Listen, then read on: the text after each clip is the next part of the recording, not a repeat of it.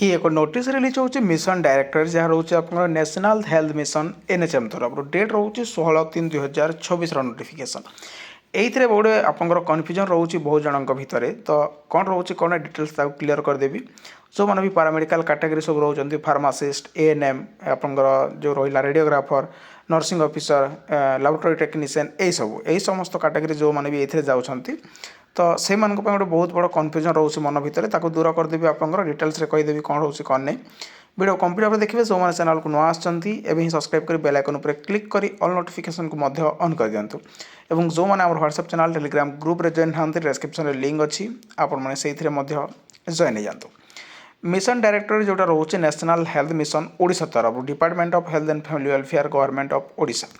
Date रोचे 16/3/2024 आप notification ये रोचे आपंकर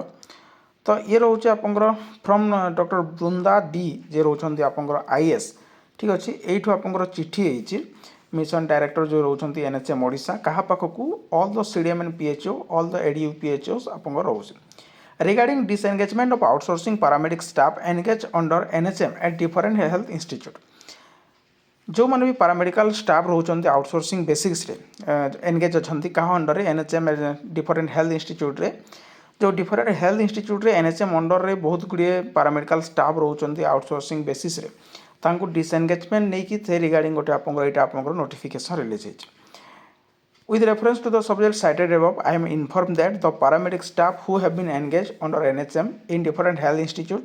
and fill outreach service on outsourcing basis as a gap closure measure due to the vacancy of regular cadre. Staff may be disengaged immediately after engagement of such staff from their regular cadre. Action taken may be intimate to this director. ଏଇଠି ରହୁଛି with reference to the subject cited above, I am informed that ମୁଁ ଆପଣଙ୍କୁ ଏଇଟା ଜଣାଇବା ପାଇଁ ଚାହୁଁଛି the paramedic staff who have been engaged under NHM जो paramedical staff सब एनगेज होकर अच्छा क्या अंडर रे एनएचएम अंडर रे कौटी डिफरेंट हेल्थ इंस्टीट्यूट रे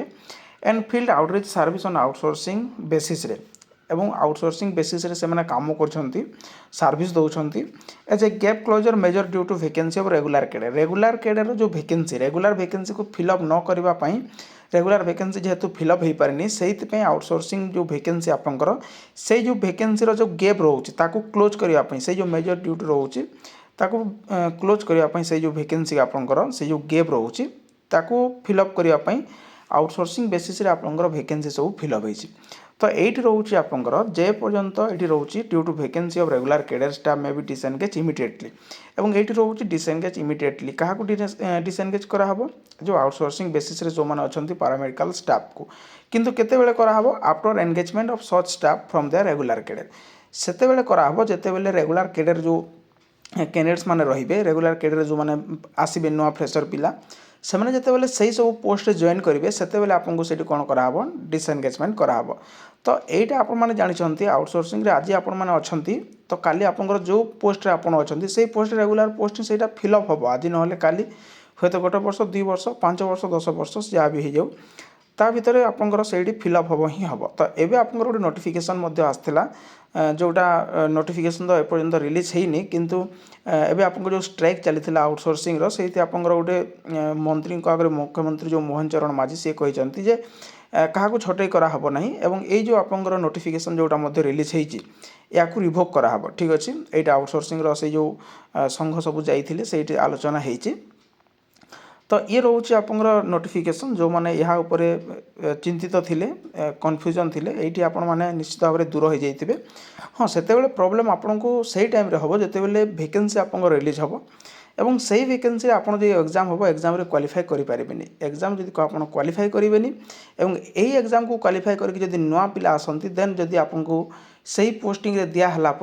जदि से पोस्टिंग फिलअप है रेगुलर कैरियर तो आपको तो सीट रखा हेनी तो से आपको प्रोब्लेम हो तो यू एवं ही आपने प्रिपेरेसन जारी रखु आप गोटे रेगुलर स्टाफ केमी हो पारे जो OSSC वैकेंसी आसो केमी फिलअप करेंगे से क्वालिफाई करेंगे से हिसाब से लागंतु ये जो आउटसोर्सिंग रोचे यहाँ आज अच्छी काली ना एमती भावतुनि यहाँ आपंकर परमानेंट तो जहाँ भी नोटिफिकेशन आसूँ इग्नोर करूँ जिते भी जहाँ हम देखा आपने कम कर चलते और प्रिपेरेसन कर चलते आगामी दिन में OSSC जहाँ भी वैकेंसी आसो जमी आपने से क्रैक करेंगे ठीक अच्छे तो ये रोचे आप इनफर्मेशन आशा करूँ जो कन्फ्यूजन आपंकर दूर हो जाइए तो जदि इनफॉरमेशन वीडियोटी आपको भल लगी थाए लाइक शेयर सब्सक्राइब करने को भूलें। Thank you.